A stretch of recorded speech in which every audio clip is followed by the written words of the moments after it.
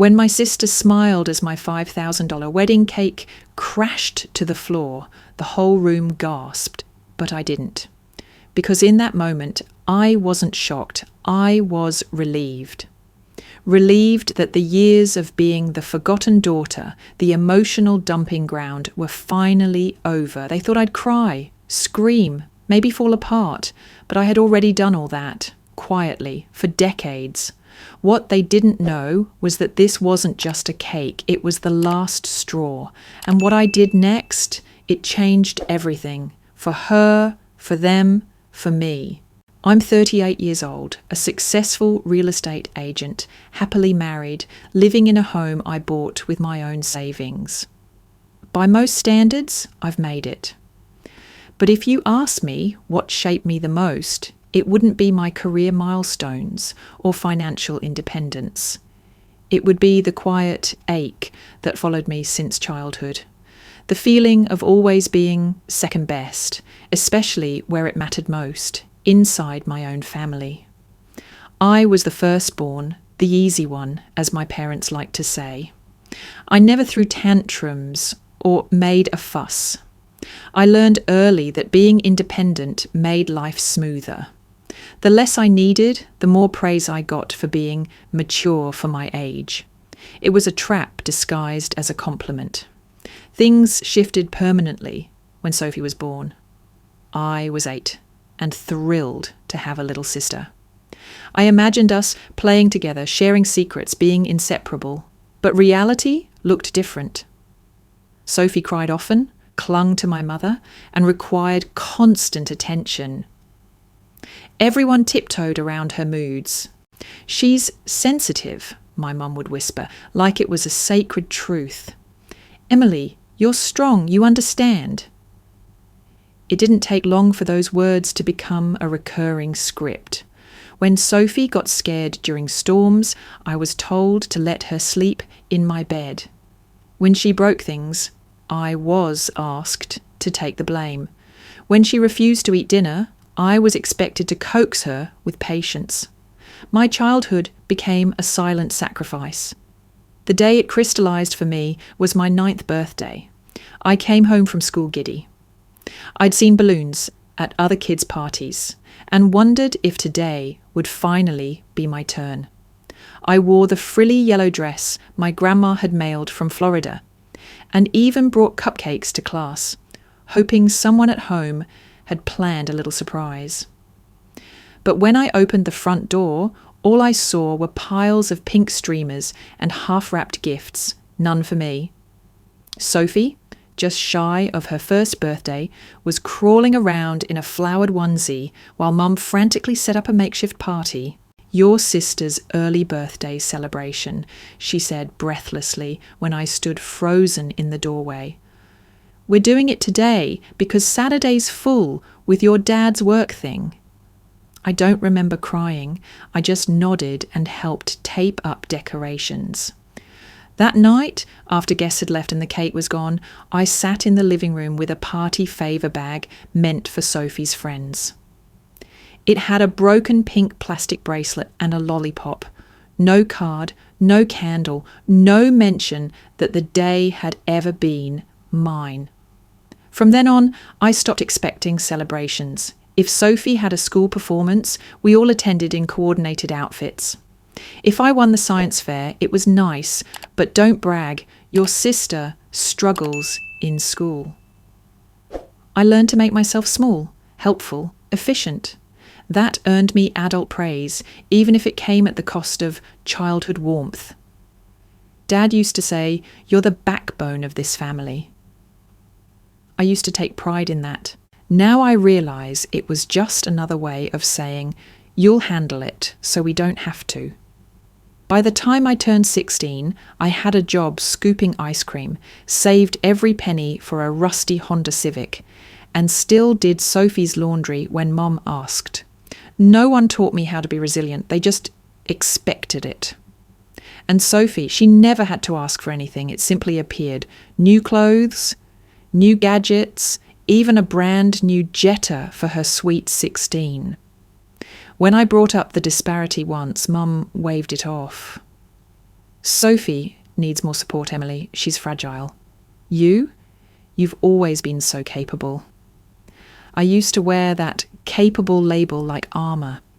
Now I see it for what it was, a convenient excuse for everyone to keep needing me, while never once asking what I needed in return.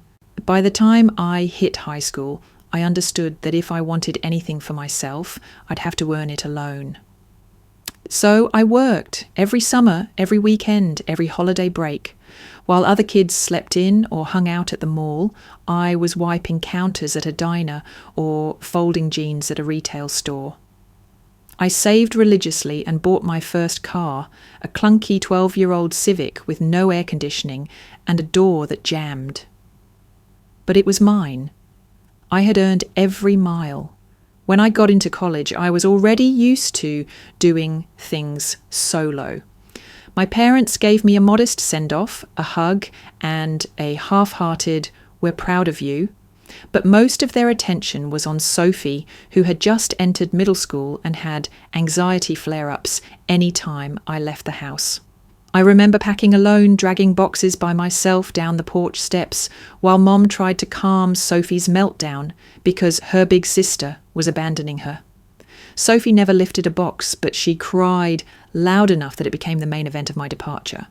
In college, I thrived. I didn't just survive, I excelled. I balanced a full course load, 2 part-time jobs, and still managed to graduate top of my class in business.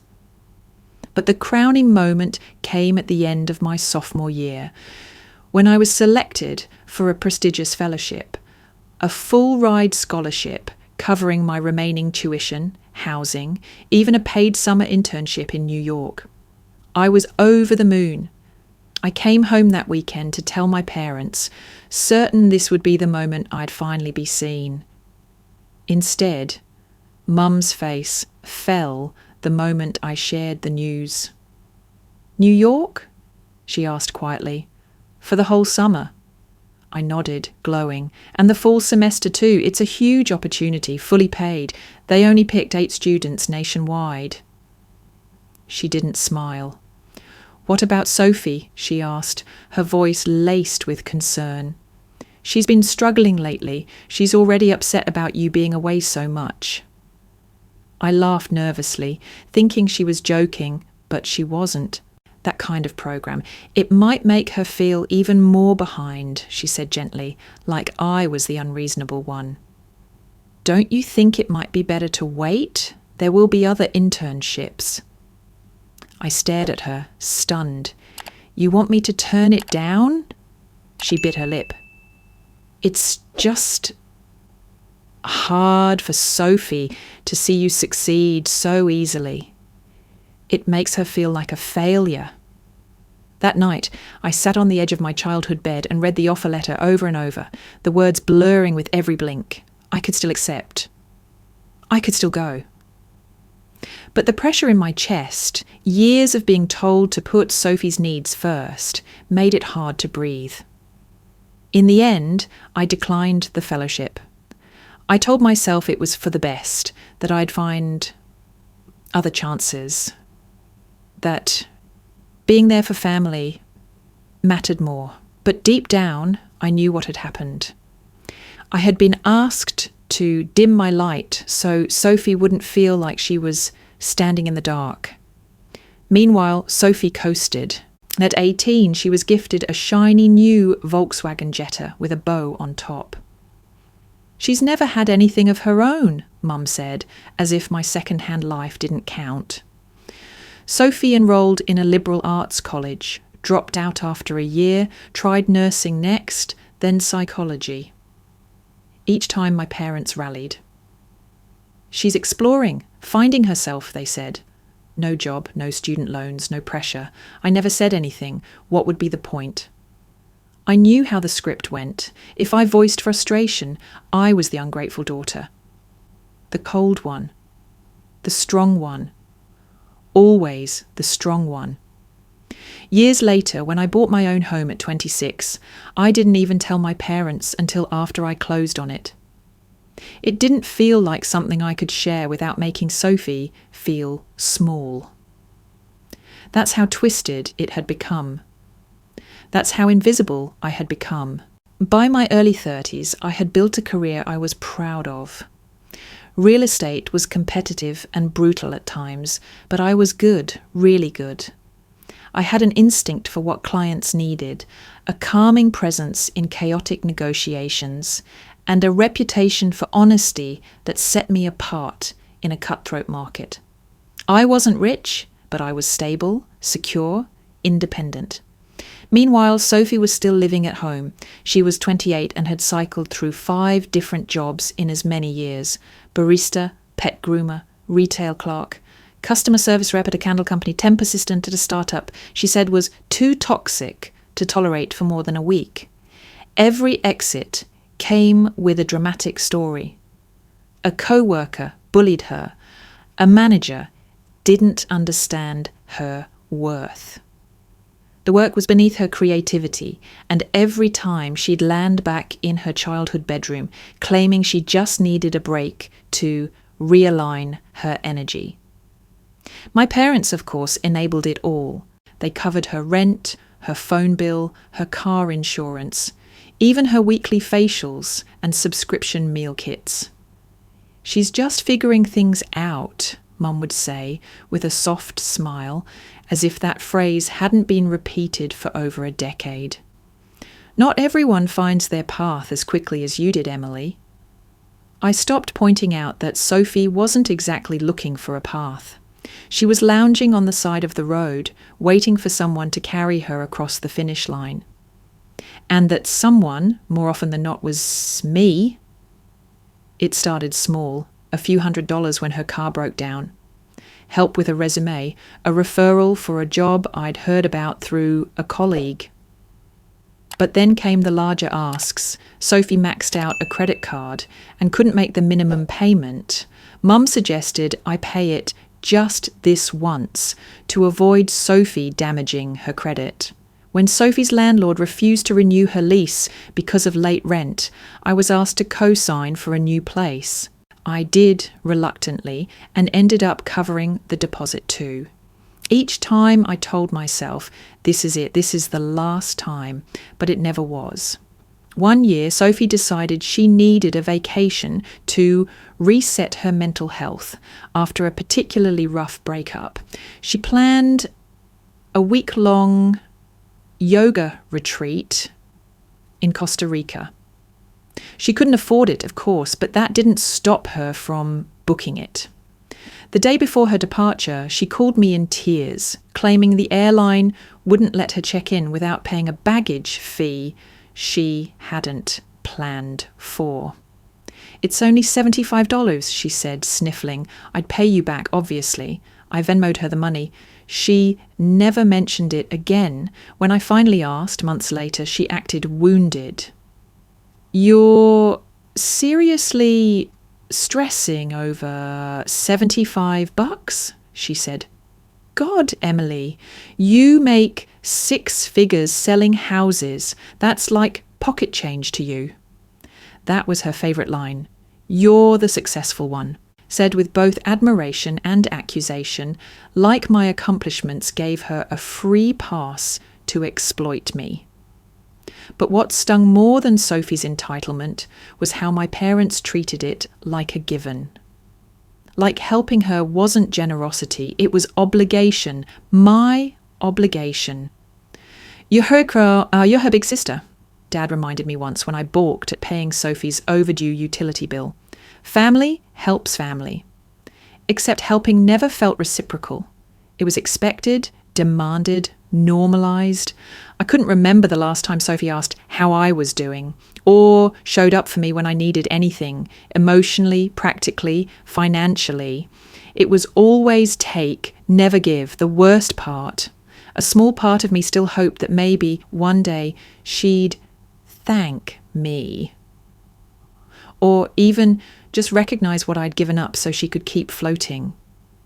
But gratitude was foreign in our dynamic. In Sophie's world, I wasn't her sister. I was her safety net. When I met Daniel, something in me exhaled for the first time in years. He was everything I didn't know I needed. stable, emotionally intelligent, calm in a way that made the world feel less chaotic. A structural engineer with a dry sense of humour and a low tolerance for drama, Daniel saw through noise and focused on what mattered. More importantly, he saw me, truly saw me. He noticed the way I tensed when Sophie's name popped up on my phone, the way I'd pause before answering, preparing myself emotionally for whatever new crisis she might have.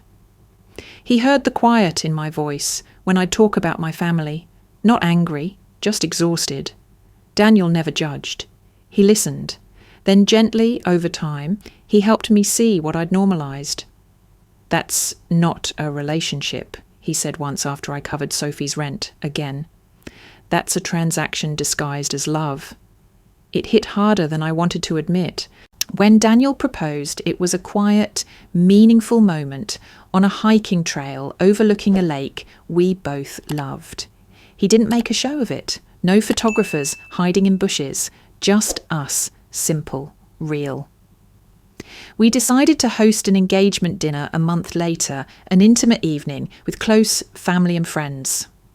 I kept it modest, home-cooked food, candlelight, my favourite music playing softly in the background. It felt like something sacred, something that belonged to me, until Sophie showed up. At first, she seemed fine. She brought a bottle of wine she couldn't afford and made dramatic comments about how marriage was a trap. But that was normal Sophie. She pouted a bit when she saw the seating chart, then made a joke about how she should have been the one getting engaged first because she was way hotter. But the real storm hit after dessert. We had just finished opening a few congratulatory cards when Sophie suddenly burst into tears at the table. Everyone froze. She stood up, eyes red, lip trembling. I can't believe no one even remembered," she choked out. We stared, confused. "Remembered what?" Dad asked, reaching for her hand. "My birthday," she wailed. "It's tomorrow, and no one said anything. Not one word. You all just care about Emily." There was a beat of stunned silence. Then Mum gasped, "Oh, sweetheart, we're so sorry. You're right. We completely forgot." The next few minutes were a blur of apologies and hugs, everyone murmuring reassurances, promising to do something special the next day. Sophie sniffled and basked in the sudden flood of attention. Daniel sat rigid beside me, jaw clenched. And me? I was invisible again. It was my engagement dinner, my night, my moment. But Sophie had stolen the spotlight with a single tear. And everyone, without hesitation, had handed it to her like it was her right. I didn't say anything. I smiled politely, cleared plates, poured more wine. The machine of family dynamics kept rolling, and I played my part, efficient, selfless, invisible. But something cracked inside me that night. Not in anger, not even in sadness, just a kind of numb clarity. Even this carefully planned, deeply personal milestone could be hijacked without consequence, and not one person noticed what that said about me, about how little space I was allowed to take up in my own story. Later, when Daniel and I were alone in the kitchen, he wrapped his arms around me and whispered, "I saw what happened. I saw you." Tears pricked at my eyes. "I don't even think they meant to hurt me," I said. "I know," he replied, "but that doesn't make it hurt less." That night, I realized something profound. In this family, even my joy came with a price. It was 3 weeks before the wedding when Sophie texted me out of the blue. "Coffee, just us, no drama, promise." I stared at the message longer than I should have. The no drama clause should have been comforting, but coming from Sophie, it felt more like a preemptive disclaimer. Still, against my better judgment, I agreed. I had spent years trying to be the bigger person. What was one more coffee? We met at our usual spot, a quiet cafe with mismatched chairs and too many potted plants. Sophie arrived 10 minutes late, as always, wearing oversized sunglasses and an outfit far more expensive than her income should allow. She hugged me tightly, air-kissed both cheeks like we were old friends meeting in Paris, then launched into small talk. The weather, the wedding, her latest nail artist.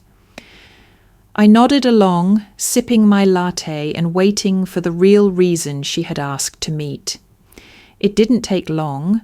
So, she said, leaning forward, voice dropping into that faux casual tone she used when asking for something big.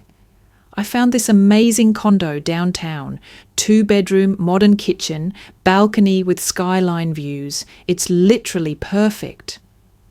That sounds nice, I said cautiously, already sensing where this was going. Are you thinking of buying? She laughed. I mean, ideally, but I'm not exactly in the position right now, and that's actually what I wanted to talk to you about.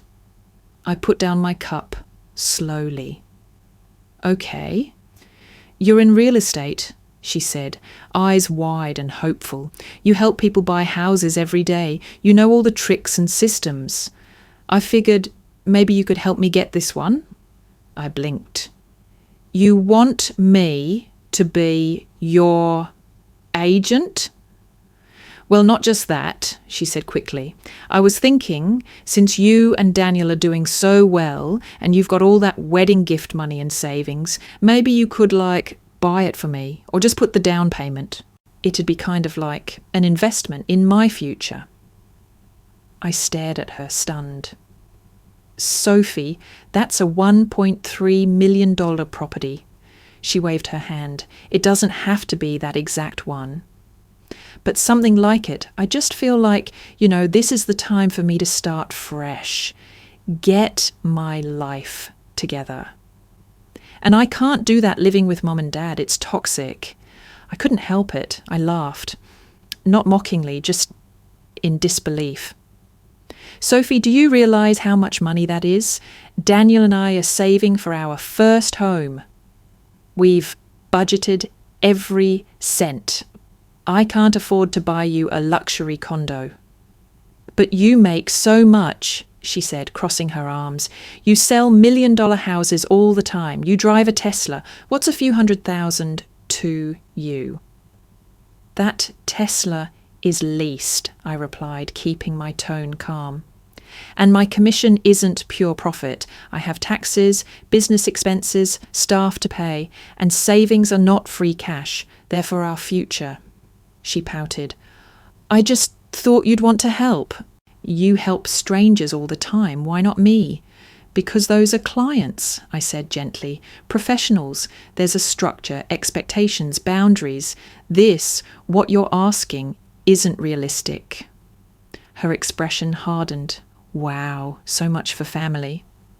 I've helped you, Sophie, I reminded her.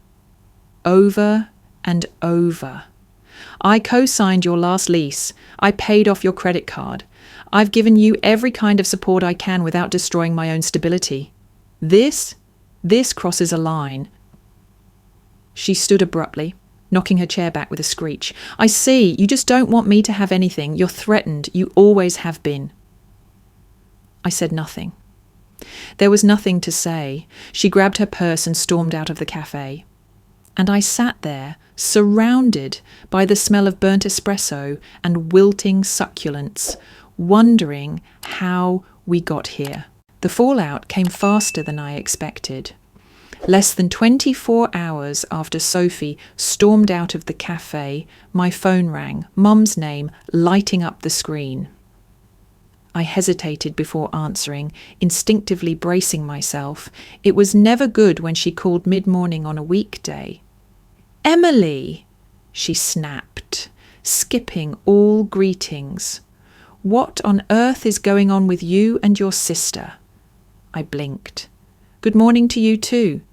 Don't get smart with me, she said sharply. Sophie came home in tears. She told us everything. You promised to help her get a place, and now you've pulled the rug out from under her? Why would you do that? I never promised, I started, but she cut me off. She said you offered to help, then backed out. Mum continued. And right before the wedding? Honestly, Emily, that's cruel. You know she's in a fragile place right now. I closed my eyes, gripping the edge of my desk. She asked me to buy her a $1.3 million condo, Mom. That's not help. That's delusional. She said you were going to help with the down payment, Mum countered. No, she asked me to. I said I couldn't. Not after everything else I've already done for her. Mum's voice dropped into that disappointed register I knew too well. She's your sister, and she only has you. She looks up to you. But you've always held things over her head. My breath caught. Held things over her head? I've co-signed leases, paid bills, covered emergencies, and I've never once thrown it in her face. Maybe not directly, Mom replied. But you know she feels inadequate next to you. You've always been the golden one, independent, successful. She just wants a chance to shine too. That hit harder than I expected. Golden one? That label had never belonged to me. I had been the reliable one. The one who worked through birthdays and breakups and burnout. The one who cleaned up messes and smiled through being overlooked. If anyone had worn the crown, it was Sophie, with her dramatics and tears and the way the world always bent to her feelings. I'm not her enemy, I said, quieter now, but I'm not her saviour either. Mum sighed like I'd just failed a test.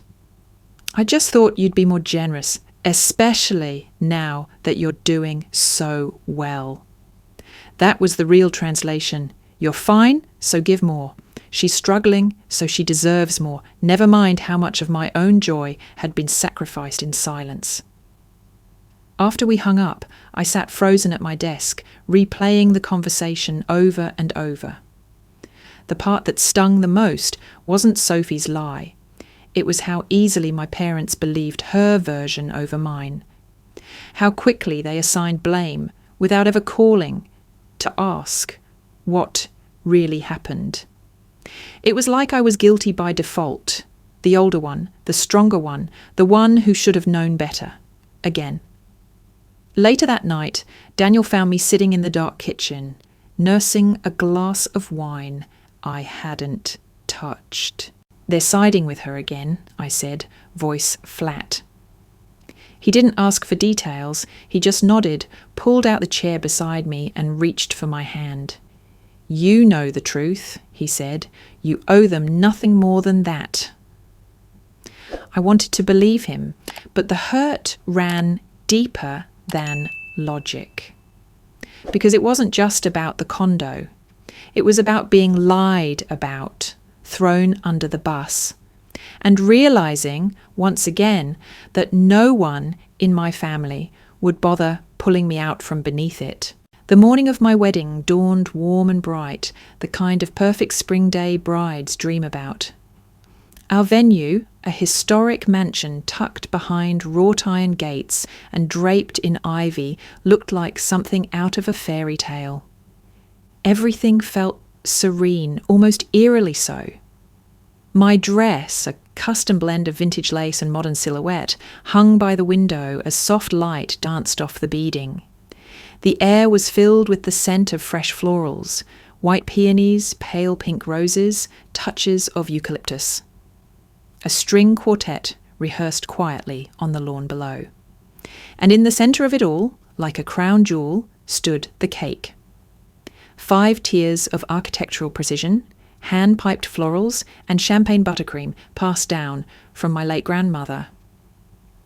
She'd been a baker known for her elegant old-world designs and her signature buttercream that tasted like a celebration. Before she passed, she'd whispered, "Use it for your wedding, Emily. It'll make everything sparkle." It did. Just looking at it made my throat tighten with emotion. The cake was more than dessert, it was legacy. Sophie arrived around 10 a.m. to the bridal suite, arms full of coffee and a rare smile on her face. Truce, she said brightly, holding up a peace sign. No drama today. Promise. It was disarming. She looked relaxed, hair curled softly, makeup simple, no signs of her usual storm cloud energy.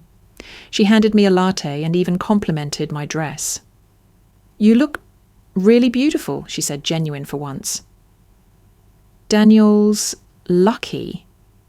I blinked, surprised. Thanks, Soph, that means a lot.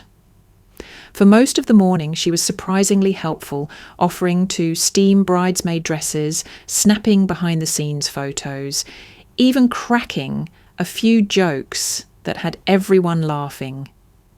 She posed for pictures with the other bridesmaids, helped organise the gift table, and played DJ during hair and makeup. It was almost pleasant. I kept waiting for the other shoe to drop, but it didn't. Even during the ceremony, she stayed composed, standing beside me with a soft smile as Daniel and I exchanged vows under a flower-laced archway. The sun filtered through the trees just right, and everything felt timeless. I remember thinking, maybe she's really turned a corner. After the ceremony, during the cocktail hour, I caught her watching the cake from across the room. She walked over slowly, her heels clicking against the marble floor, and stopped beside me. It's beautiful, she said quietly. I followed her gaze to the cake. It is. Grandma would have loved it. There was a pause.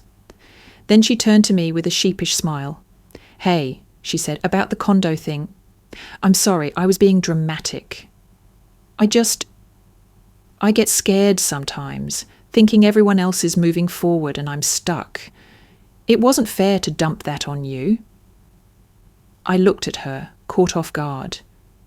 Sophie never apologised, not like this, not without excuses or caveats. Thank you, I said, trying not to read too much into it.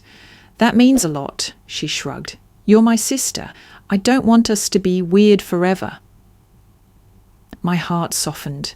For a moment I believed her. The sun was setting by then, casting golden light through the tall windows. Guests mingled with glasses of Prosecco. Laughter floated through the air. I was surrounded by friends, family, music, and love. And for the first time in weeks, I let my guard down. Sophie had extended an olive branch, and I, against my instincts, took it. I didn't realise it then, but that moment, that softening, it was the warning I should have paid more attention to. The reception was in full swing. Fairy lights twinkled above the garden terrace, laughter echoed from every corner, and the dance floor was alive with motion. Daniel and I had just finished our first dance, a waltz we'd secretly practiced for months, and were now circling the room, thanking guests and soaking in the magic. I caught glimpses of the cake throughout the night, standing tall and proud in its corner near the arched windows. People stopped to admire it, pointing out the intricate piping, taking photos. It looked like it belonged in a museum more than at a party. I felt my grandmother's presence there, quiet but warm. At 8:15, we were scheduled to cut the cake. At 8:12, I watched Sophie make her way toward it. Her steps were slow, deliberate. She wasn't looking at anyone, just the cake. I was mid-conversation with Daniel's aunt when something in me froze. A chill that had nothing to do with the breeze drifted up my spine. And then, in a single, horrifying moment, it happened. Sophie reached the table, pretended to trip slightly, and bumped her hip into the side of it, just hard enough to send the towering confection tilting. The top tier wobbled, then the second. And in one catastrophic cascade, the cake collapsed forward, crashing onto the floor with a sickening, muffled thud. Gasps erupted, forks clinked to a stop. Conversations halted. A stunned silence blanketed the room as every head turned toward the wreckage. Layers of buttercream, delicate sugar flowers, shattered structural tiers now smeared across the parquet floor. Sophie stood beside the ruins, brushing non-existent dust off her dress. "Oops," she said, voice light, playful. Then she smiled. It wasn't a big grin, just a small, knowing curl at the corners of her mouth. Not remorse, not surprise, satisfaction. I didn't move, I didn't speak. My body was still, but inside something cracked. Not loud, not violent, just final. It wasn't about the cake. It never had been. It was about erasure, about sabotage disguised as accident. It was the culmination of years of being expected to bend, yield, forgive, and absorb. Sophie had destroyed something sacred, not because she hated cake or was clumsy, but because, once again, the spotlight had shifted away from her. My mother rushed to my side within seconds. "Oh, honey," she whispered quickly, eyes darting nervously around the crowd. "You know how your sister gets when she feels left out. Don't make a big deal. Please." I turned to her, stunned. "She did that on purpose." Mum gave me a pleading look. "It's your wedding. Don't let this ruin it. We can fix it. There's still the dessert bar." There it was again. The same refrain I'd heard my whole life. Keep the peace. Be the bigger person. Don't upset the balance. But something had shifted in me. Because it was my wedding, and for once I didn't want to be the one to fix it. I didn't scream, I didn't cry. I just looked at the mess on the floor, at the buttercream my grandmother had once made with her own hands, and felt done. Not angry, not sad, just done. The venue staff moved quickly, clearing the mess with polite efficiency. Guests murmured sympathetically, assuming it had been an accident. Only a few, those who saw Sophie's smirk, looked at me with knowing eyes. Daniel came over, gently taking my hand. "We can get through this," he said. "We're still married. We still win." I nodded. But something in my expression must have changed, because he looked at me again, more carefully. "You're not just upset about the cake," he said quietly. "No," I replied. I wasn't. I was grieving something far older. After the last guests filtered out and the sparklers faded into the night, Daniel and I arrived at our hotel suite. The suite was beautiful, plush king bed, floor-to-ceiling windows, champagne chilling on ice. But I barely noticed any of it. My gown felt too tight. My body heavy with unprocessed emotions. The echo of Sophie's voice, "Oops," still rang in my ears like a cruel lullaby. I didn't cry, I didn't rage. I just sat down on the edge of the bed, unzipped my dress slowly, and stepped out of the version of myself that had tolerated too much for too long. Daniel came out of the bathroom, his tie loosened, his face tired but gentle. He looked at me, searching for a signal, any cue for how to comfort me. But I gave none. "Do you want to talk about it?" he asked quietly. "Not yet," I replied. "But I know what I need to do."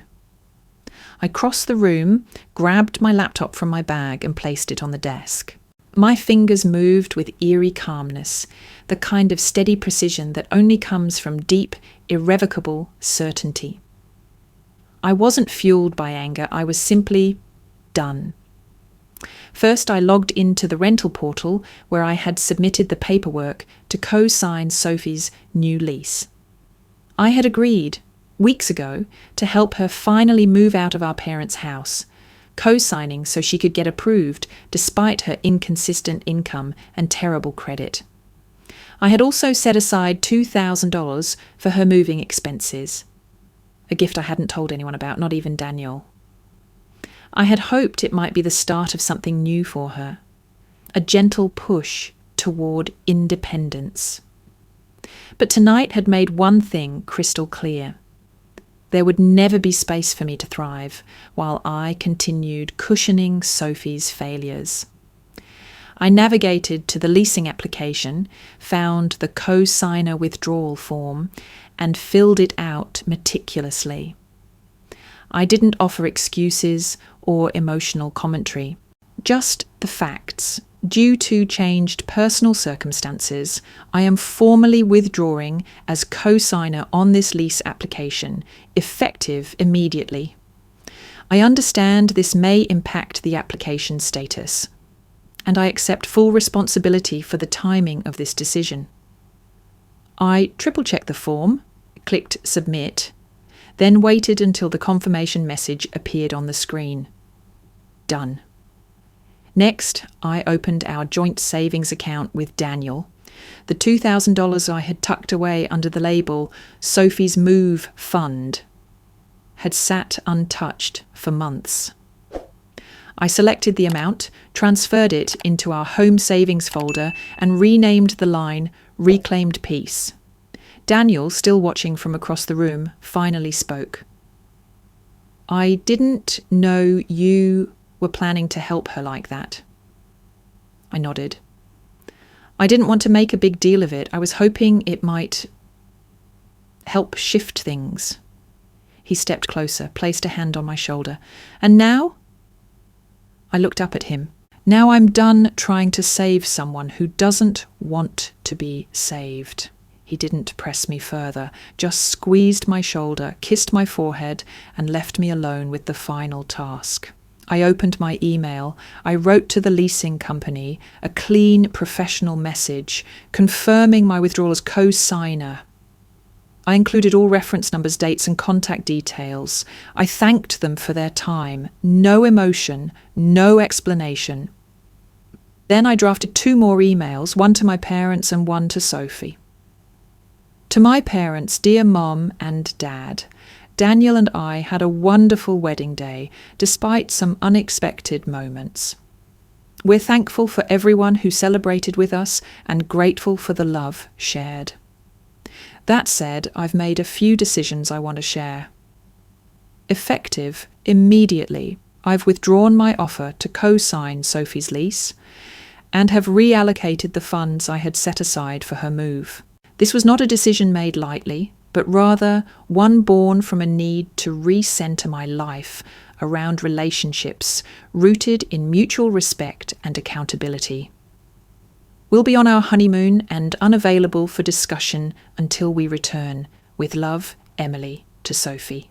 Hi Sophie, I wanted to let you know that I've withdrawn as co-signer on your lease application and I will no longer be contributing financially toward your move. I hope one day you'll understand that love is not the same as enablement and boundaries are not the same as rejection. Take care, Emily. I clicked send on both messages, then shut my laptop. A strange peace settled over me, not joy, not relief, but something deeper, resolve. For years, I had contorted myself into shapes that kept everyone else comfortable. I had dimmed, shrunk, swallowed, and smoothed every sharp edge. But not anymore. Tonight I had drawn a line, not in anger, but in truth. A quiet, unwavering goodbye to the version of me who always cleaned up other people's messes. The Emily who remained, she was just getting started. I woke the next morning to the soft sound of waves crashing against the shore outside our suite. Maui was breathtaking, even from behind sheer curtains. The sky was painted in streaks of gold and coral, promising a peaceful honeymoon. For the first time in weeks, I felt calm, until I turned on my phone. The notifications hit like a tidal wave. 12 missed calls, 18 unread texts, 5 voicemails, all from one of 3 people, Mom, Dad or Sophie. Daniel, already dressed in swim trunks and making coffee, glanced over. "Want to just leave it off today?" I hesitated, thumb hovering over the screen. "I think I need to look just once, then I'll set it down." He nodded, trusting me to know what I could handle. The first message was from Mom. "Emily, please call me. This is getting out of hand." Then another, "You can't do this. She just slipped. Everyone saw her stumble." I blinked at the Vietnamese line she rarely used unless trying to pull emotional weight. "You can't do this. She just tripped. Everyone saw her stumble." I kept reading. "You're overreacting. It's your wedding. Don't ruin your relationship with your sister over a cake. She feels terrible. She's crying non-stop." And finally, "You're married now, but that doesn't mean you abandon your family." Abandon. The word rang like a siren in my chest. Then came Sophie's texts. The first few were predictably dramatic. "Did you seriously pull out of the lease? You're unbelievable. You said you were going to help me. You lied." "Mum and Dad are freaking out. Hope you're happy ruining everything." But it was the next set that shifted from petty to strategic. "Fine, I'll just tell Aunt Linda and everyone else how you bailed on us after you married Rich. I'll say you promised to buy me a place and then ghosted. Let's see how that fits your perfect image. I'll tell people the cake was just an accident and you exploded like a psycho. That's what they'll believe anyway." I stared at the words, a familiar tightness building in my throat, but this time it didn't consume me. She was doing what she always did, rewriting the story to make herself the victim and me the villain. And this time she had backup. Mum would sweep in with her gentle justifications. Dad would sigh, torn but silent. The extended family, mostly distant and conflict-averse, would nod politely and believe the version that made them least uncomfortable. But for the first time, I didn't feel the urge to defend myself. I didn't feel the itch to clarify, explain, or correct the record. I just let the silence hold. Daniel poured 2 mugs of coffee and handed one to me without a word. He didn't ask what they said. He didn't need to. I took a slow sip, letting the warmth settle in my chest. Outside, the ocean stretched endlessly. I thought about the chaos on my phone, the emotional whiplash of being blamed for setting boundaries, the threats disguised as family guilt. Then I imagined the quiet of this moment being my new baseline, and I made a choice. I turned my phone off. Daniel raised an eyebrow, a soft smile tugging at his lips. "That bad?" I nodded. "But I'm not letting it follow us here." He sat beside me, pulling my legs into his lap. "Proud of you." That made me tear up more than the messages did. Because for the first time in my life, someone wasn't praising me for sacrificing, for bending, for swallowing pain to keep others comfortable. He was proud of me for stopping, for choosing peace, for stepping out of a cycle that had never once prioritized my well-being. We spent that day snorkeling, laughing, holding hands like teenagers. I wore a sundress I hadn't felt pretty in before and ordered a second dessert just because I wanted to. We danced barefoot on the hotel patio after sunset. No music, but the sound of waves and our own laughter. The storm hadn't passed. It was waiting back home. Angry voicemails, whispered gossip, icy silences. I knew the damage was coming. Sophie wouldn't let this go quietly.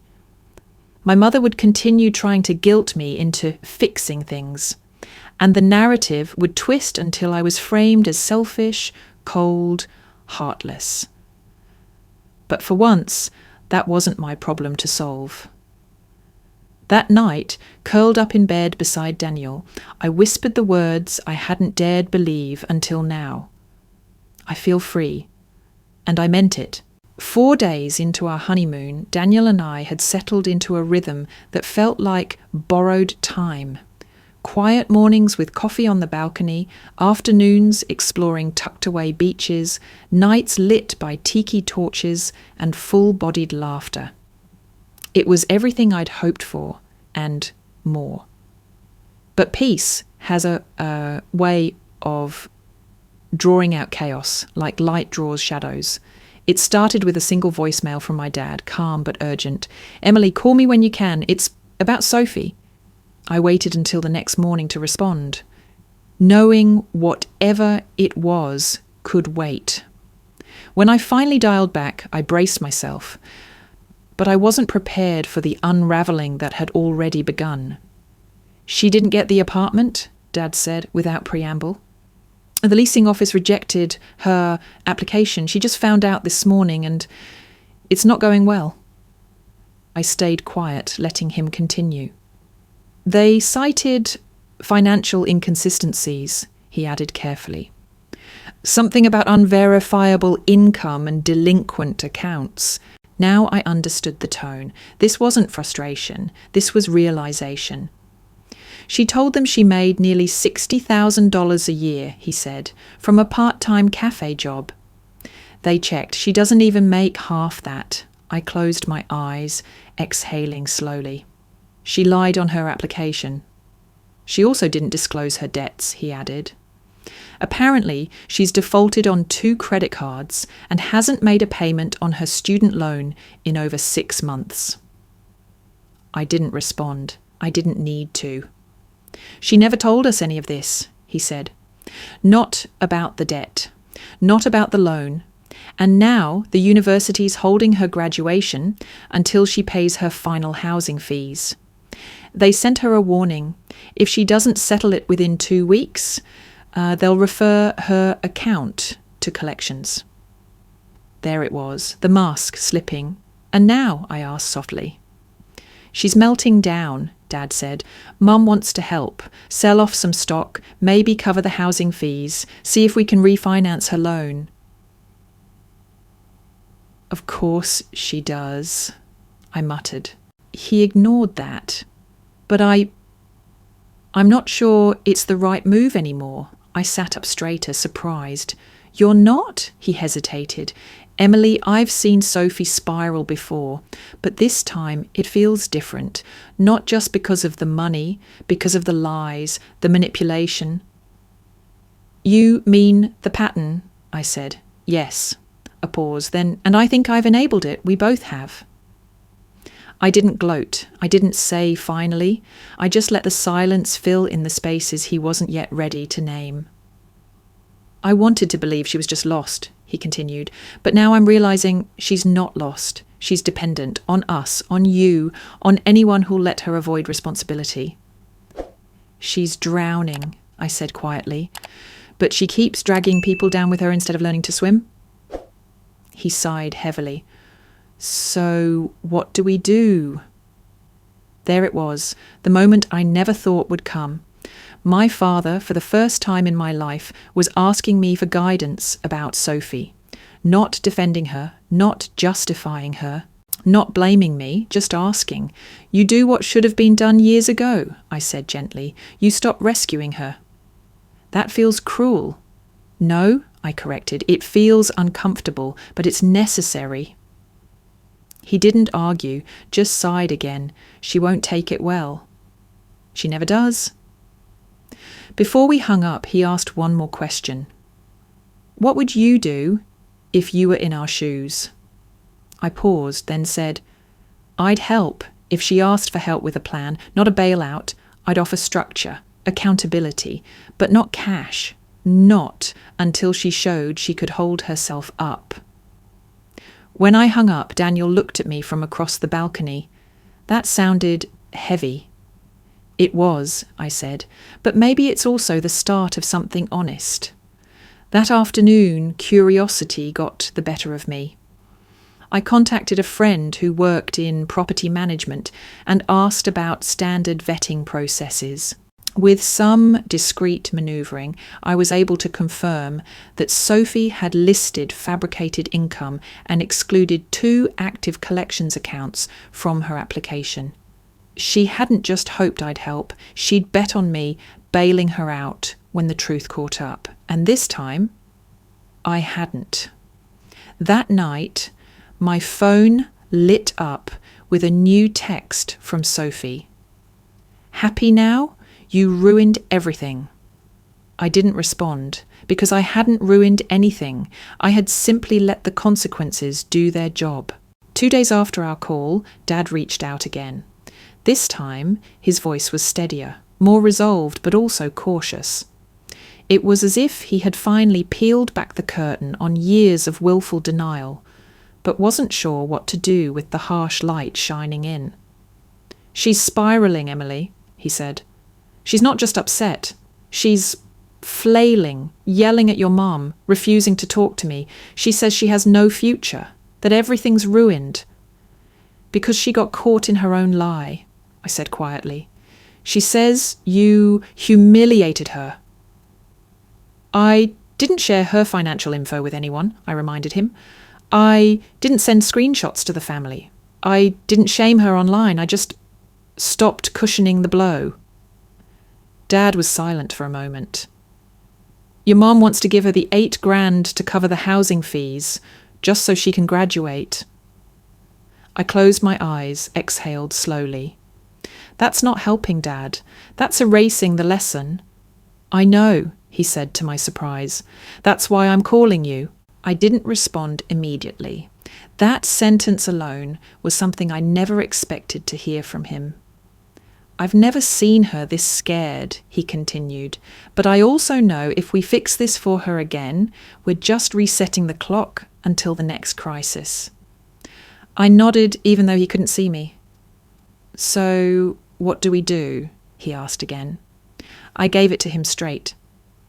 "You help her with boundaries, with structure, make the support conditional on growth." "Meaning?" "Meaning if she wants help with the university debt, she needs to commit to a full-time job search, to regular financial literacy classes, to showing receipts, literally and figuratively. No more blind support. She needs skin in the game. And if she refuses, then she faces the consequences, like any adult." He sighed. "Your mum's not going to like this." She never does when things get real. We spent the next 20 minutes outlining a plan. Simple, firm, fair. Pay the university fees, but only if Sophie enrolls in a financial counselling course and provides proof of a full-time job search. No luxury apartments, no lump sums without accountability. Dad agreed to sit down with Sophie that evening. He asked if I wanted to be part of the conversation. I said no. "This has to come from you," I told him, "not from me playing the enforcer again." That night, I left my phone on Do Not Disturb and went for a walk on the beach with Daniel. The moonlight cast a silver trail over the water, and I let the waves lick my ankles, grounding myself in the reality I had chosen, one where peace came with boundaries. By the time we returned to the suite, I had 5 missed calls and 1 text from Dad. She walked out in a rage, called us monsters, said we were abandoning her. Followed 10 minutes later by, "She came back," and then simply, "She asked where to start." I read the words over and over, unsure if they were real. Sophie, the same sister who once called job applications soul-killing and financial planning a trap, had come back. I didn't text back right away. I didn't know how I felt. But the next morning, just before breakfast, a message from Sophie appeared. If I really wanted to get my life together, where would I even begin? It wasn't an apology. It wasn't acknowledgement of the pain she'd caused, but it was a beginning. I stared at the screen for a long time, heart pounding with something that felt like hope. And then I opened a folder on my laptop titled Resources, a file I had quietly curated over the years, hoping one day it might matter. I copied the list of 5 local companies looking for interns and entry-level employees, each with decent pay, supportive training, and flexible expectations for new grads. Then I sent the list along with a brief message. These are open positions, all hiring now, entry level, start there. No sugarcoating, no coddling, just a door, unlocked, but only if she chose to walk through it. Her response came 10 minutes later. Thanks. No emoji, no sarcasm, just thanks. And I realised that maybe, just maybe, the shift had begun, not in grand speeches, not in perfect apologies, but in a single, unfamiliar sentence from a girl who had always avoided effort. Where would I even begin? 6 months after our wedding, Daniel and I hosted our first family dinner at our new home. It was a modest but sun-filled 3-bedroom on a quiet street. Nothing extravagant, but ours in every sense.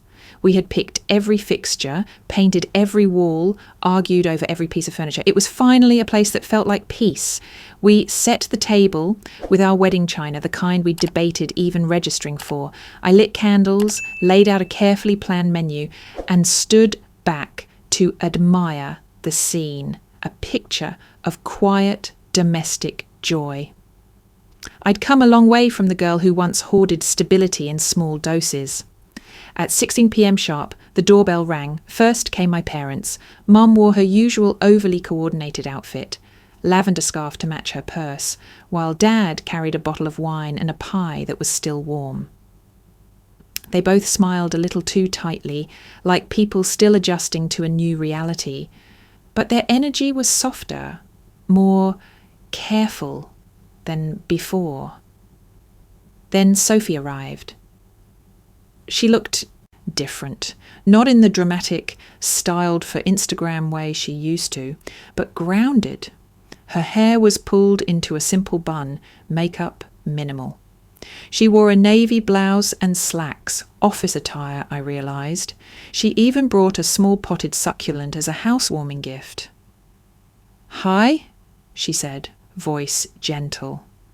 "Hi," I returned, and I meant it. Trailing behind her was a man I didn't recognise, tall, kind-faced, with clear blue eyes and a slightly awkward wave.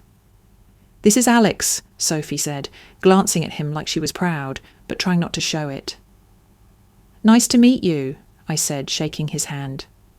"Welcome." Daniel came in with drinks and small talk, started flowing naturally. The room didn't buzz with tension the way it used to. Conversations didn't veer into old dynamics or veiled criticisms. Everything felt still. At dinner, we talked about normal things: Alex's job in tech, Daniel's latest project, a new brunch place my mum wanted to try. Even Sophie chimed in with updates about her marketing assistant position at a local design firm. "They actually gave me my own small campaign last month," she said, carefully neutral. "It's just social content, but it feels good to build something." I nodded. Not out of politeness, but out of genuine respect. That was new too.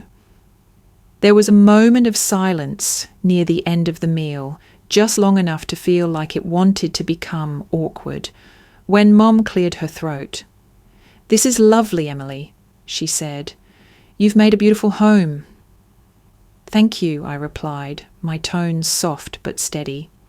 She paused, then added, "And thank you for inviting us. I know things haven't always been easy." I glanced at Sophie, whose eyes were fixed on her plate. "No," I agreed, "they haven't."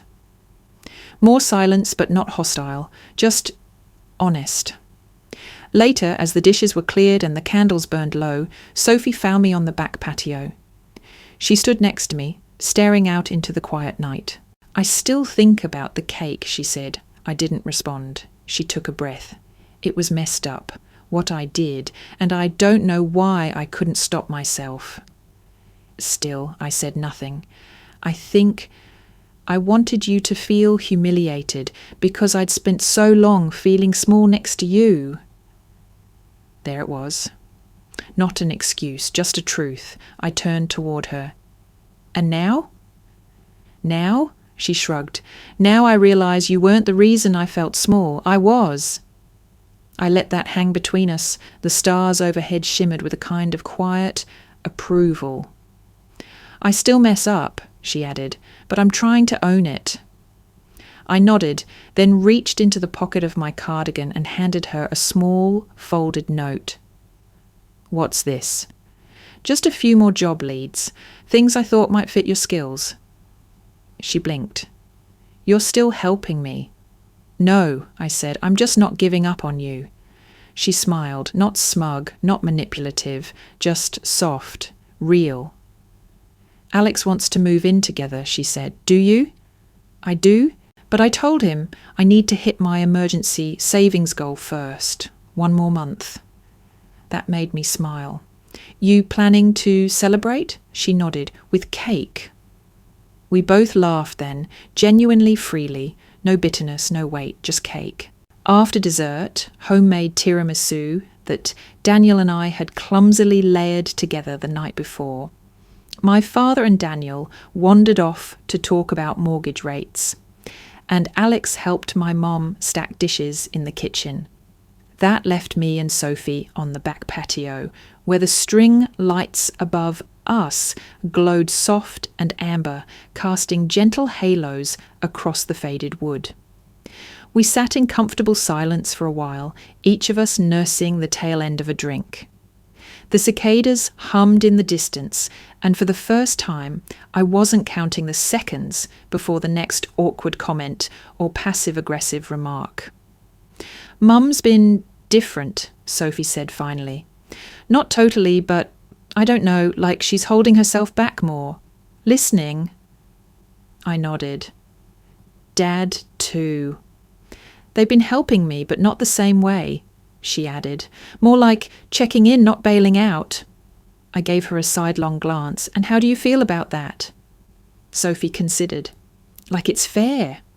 Weird. But fair. A pause. By the way, she added, quieter now, Mum wants to talk to you. She said, not tonight, but soon. Something she's been meaning to say. That caught me off guard. We went back inside after a while, helped with clean-up, and saw everyone off with warm hugs and genuine farewells. It was only after the door closed behind my parents that I realised something strange. No one had fought, no tears, no outbursts, just dinner, family, still imperfect, still fragile, but better. 2 days later, Mum texted me. Can we talk? Just us? We met at a nearby cafe, the same one where Sophie had once asked for $1 million condo, a strange full-circle moment. Mum arrived on time, dressed simply, her hair pulled back in a low ponytail. No dramatic scarves, no flashy accessories, just her. She hugged me, ordered a tea and sat down with a long, deep breath. I owe you something, she said, eyes soft but steady. I waited. I've spent years treating you like an adult since you were a child, she said, and at the time I thought that was love, trust, confidence. I said nothing, just listened. But I realise now I made you the mother of the family before you were ready. And I never thanked you. Never acknowledged it. The words hit harder than I expected. You were 9 when Sophie was born, she continued, and suddenly you weren't allowed to be 9 anymore. You were the helper, the fixer, the one we leaned on. And I let that become your role. Forever. I blinked fast, willing the sudden sting in my eyes to stay put. You've always been so strong, Emily, she said, her voice almost breaking, and I used that strength like a crutch. I didn't see how heavy it must have been for you to carry all of us. I swallowed hard. I didn't mind helping, she nodded. I know, but I should have minded how much I let you. We sat in silence after that, not heavy, just full. I'm not asking you to forgive everything overnight, she added, but I wanted you to hear it from me. I see it now, what I asked of you, what I expected, and I'm sorry. For the first time in my life, I didn't feel like I had to earn my mother's affection. It was just there. Thank you, I said, and meant it. Later that week, Sophie and I met for lunch. She was already seated when I arrived, typing something on her phone with a furrowed brow. She looked up and smiled, not the polished smile of performance, but a tired, honest one. I've been thinking, she said, sliding her phone away, about why I've been so angry at you for so long. I braced myself. It's not because you were mean or cold. You weren't. You were just really good at everything, and I couldn't stand it. I blinked. Sophie?